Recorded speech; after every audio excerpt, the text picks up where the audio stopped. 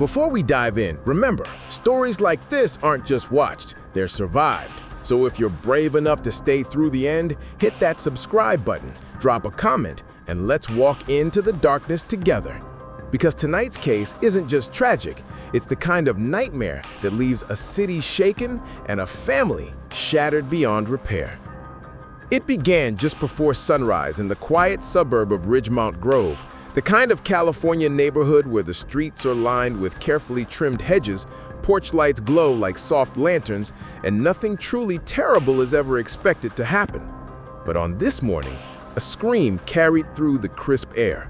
A scream no one heard. A scream recorded only by a camera. By 6:14 a.m., police cars were slicing through the early morning haze, light bars flashing against the pastel sky. Dispatch had sent the call out as a child in medical distress, but the tone in the operator's voice told a different story.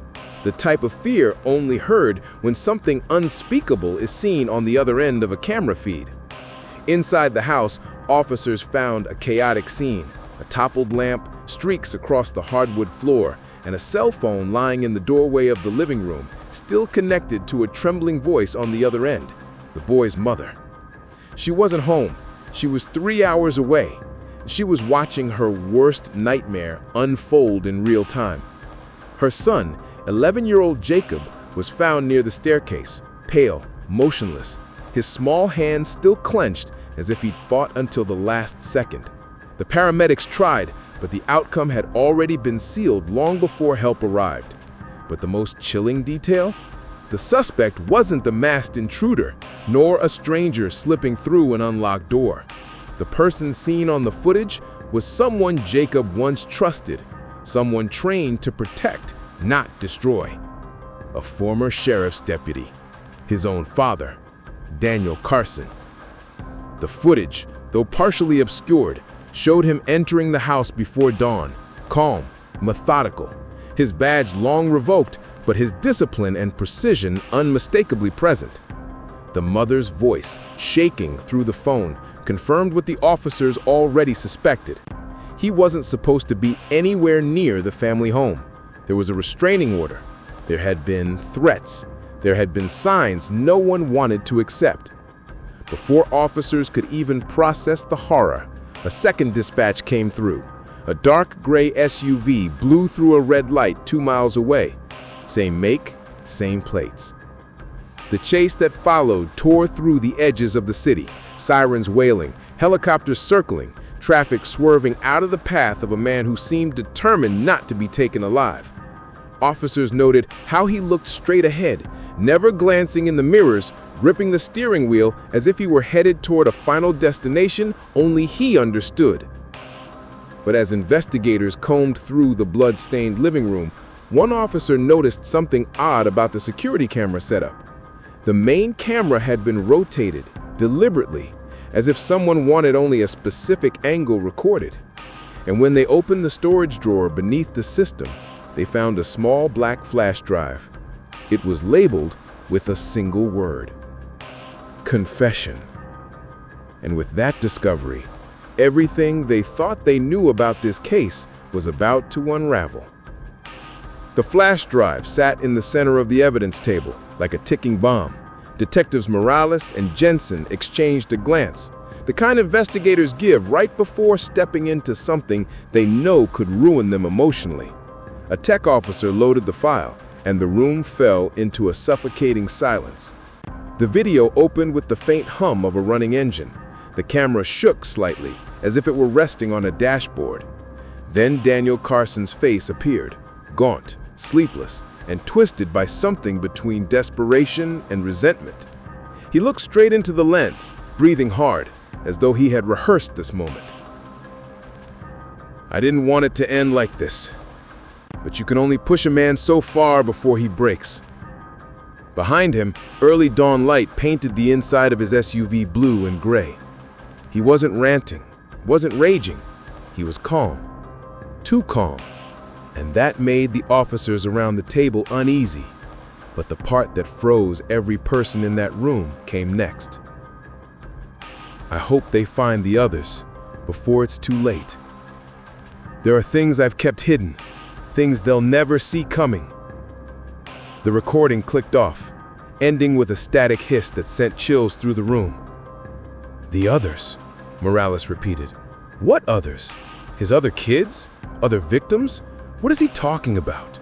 Before they could begin forming theories, another officer burst into the room. We've got movement. The suspect's vehicle just crashed. They deployed spikes on Interstate 5. He's down.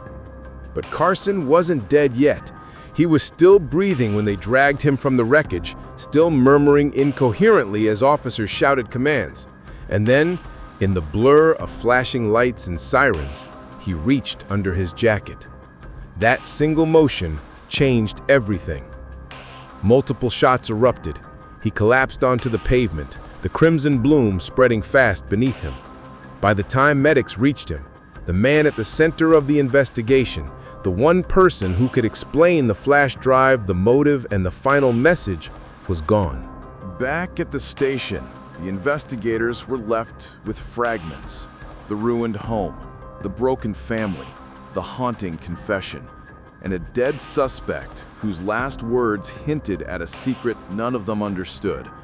Jensen pulled up Carson's employment history. He was fired 18 months ago, she said. Internal investigation. Something about stolen evidence, erratic behavior, possible substance issues. But the report is thin, way thinner than it should be. Morales leaned closer. You think they buried something? I think someone did, Jensen replied. As they dug deeper, a strange pattern emerged. Missing case files, redacted internal memos, 3 unsolved assaults from years earlier, all tied to Carson's old patrol sector. And then they found the most disturbing detail yet. 2 weeks before this incident, someone had accessed the family's home camera system remotely. The log showed the connection came from an unlisted IP address belonging to a device registered to the sheriff's department, not to Carson, to someone still employed. Jensen stared at the screen. This wasn't just a murder, she whispered. This was part of something bigger. But the real shock came minutes later, when Morales opened the next file on the flash drive. A second video. Longer, clearer, and this time, Carson wasn't alone. The second video loaded slowly, as if the file itself resisted being seen. When the screen finally brightened, the camera angle revealed a dim storage unit, concrete walls, a single dangling bulb, and dust floating in the stale air. Carson sat on a folding chair, but he wasn't the focus this time. Someone else stepped into the frame. A man in uniform, a badge glinting under the flicker of the lone bulb. A current, active-duty sheriff's deputy. Detective Morales leaned so close to the monitor, his breath fogged the screen. No way. That's Lieutenant Harper, a veteran officer, well-respected, untouchable, the kind of man no one ever questioned. Carson's voice on the recording trembled. I did what you asked. I kept quiet. I carried everything alone. But I'm done. You told me this would disappear. You said none of this would touch my family. Harper stepped closer, his expression cold and surgical. And I told you to stay in line, but you've never been good at following orders, Daniel. Carson swallowed hard. I can't do it anymore. They're going to find out. They're already digging. Harper smirked. Then give them something to find. Something that makes them stop digging. Carson's eyes widened in horror, as if he realized, too late, what the man standing over him intended. The video cut abruptly, leaving investigators staring at a black screen and a truth too grotesque to fully accept. Morales pushed away from the desk. He was coerced, manipulated, maybe for years. Jensen nodded slowly. And whatever Carson was involved in, he wasn't the one pulling the strings. They watched the video again, dissecting every shadow, every breath, every tremor in Carson's voice. Harper had been using him, controlling him, leveraging something dark from Carson's past. And when Carson finally broke, Harper didn't just discard him, he set him up. But the puzzle wasn't complete until a forensic tech rushed in with new information. "We recovered the metadata from the home camera logs," she said breathlessly. The remote access wasn't done by Carson. It was done by someone spoofing his credentials, using an encrypted workstation inside the department. Jensen's stomach dropped. Harper watched the house before the murder? Worse, the tech replied. He deleted half the recordings. Someone wanted the footage to show only one thing: Carson losing control. A manufactured motive, a fabricated breakdown, a man pushed to the brink and then used as the perfect scapegoat. Investigators moved fast, but Harper was already gone. His badge left on his desk, his locker empty. His phone powered off.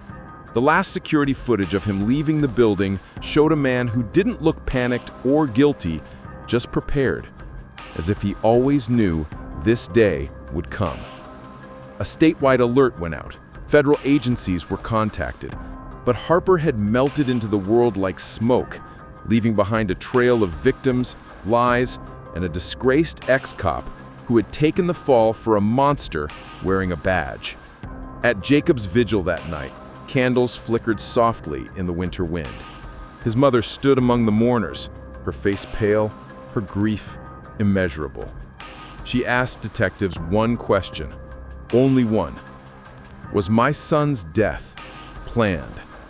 Morales couldn't answer. Not honestly. Not yet. But deep down, he feared the truth. Harper wasn't running because he was guilty of one murder. He was running because he wasn't finished. 3 months later, a body was found in a remote rest stop off Highway 12. Same signature, same precision, same message carved in the dirt. You stopped the wrong man. And if you think this story was intense, you're not ready for the next one. Hit subscribe so you don't miss it.